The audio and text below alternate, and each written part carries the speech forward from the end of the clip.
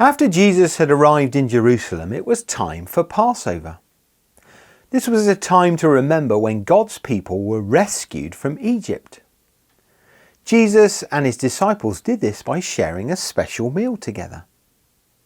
Before they sat down to eat, Jesus chose to wash the disciples' feet as they were dusty from walking all day. Peter was a bit shocked by this, as Jesus was his teacher and it was a bit of a yucky job. But Jesus did this to show them that they should take care for everyone equally. As Jesus and his disciples sat down to eat, he broke the bread and told them that this was like his body. They were all very confused by this. He then shared wine with them and said that this was his blood. Jesus was trying to tell the disciples that soon he would be taken from them, but they didn't understand. This meal would become known as the Last Supper. Jesus told them that one of them would betray him, and every one of them would leave him.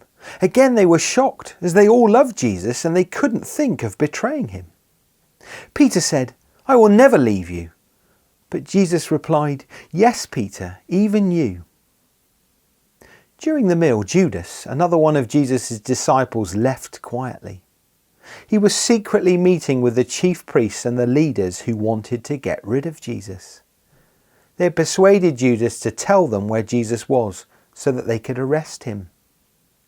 After the meal, Jesus and his disciples went to the Garden of Gethsemane. Jesus wanted to pray, so he asked his disciples to keep watch. Jesus knew time was running short because the leaders would come for him. The disciples promised to keep watch, but sadly they fell asleep. While Jesus was praying, Judas led the soldiers to find him, and Judas greeted Jesus with a kiss. This was a secret sign that he had arranged with the soldiers. They arrested Jesus and the disciples were scared and they ran away. Peter secretly followed the soldiers to see where they were taking Jesus. People asked Peter if he was one of Jesus' friends, but he was scared and he denied it. 3 times they asked, but each time he denied knowing Jesus. Jesus was taken to Pilate, the Roman governor. The chief priests were angry with Jesus and tried to explain to Pilate why he should be put to death. But Pilate knew that Jesus had done nothing wrong and didn't want to condemn him. The crowds were shouting and jeering at Jesus. How different this was. Last week they were all excited to see him riding into Jerusalem on a donkey. Now they were shouting for Jesus to be killed. Pilate decided to let the crowd choose who to set free, and they could have chosen Jesus, but they chose to set another prisoner called Barabbas free instead.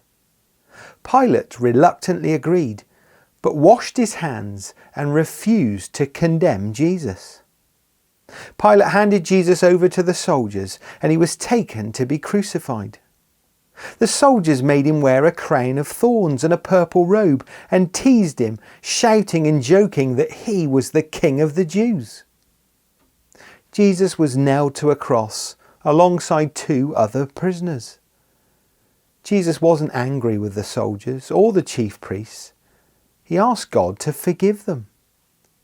People continued to shout and jeer at Jesus as he hung on the cross. As Jesus died on the cross, he said, "It is finished." Jesus' body was taken down from the cross by a friend of his called Joseph. Joseph took the body to a garden where there was a tomb. Joseph wrapped Jesus' body in strips of cloth and laid him in the tomb, then rolled a big stone in front of the entrance. Early on Sunday morning, Mary Magdalene went to visit Jesus' grave. She was very surprised to see that the stone was rolled away, so she ran back to tell Peter and John, 2 of Jesus' disciples. They all ran back to the tomb, but when they looked inside, they were shocked to find that it was empty.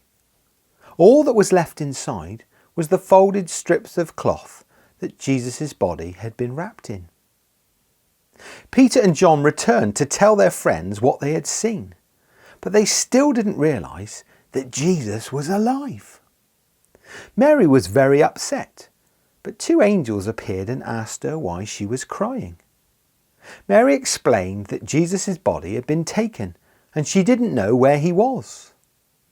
As she turned around, she noticed another man who she thought was the gardener. He asked her why she was crying. Mary explained, but then the man said, "Mary." And straight away Mary recognized that it was Jesus. Jesus was alive. She was overcome with joy and ran back to the disciples to tell them the amazing news.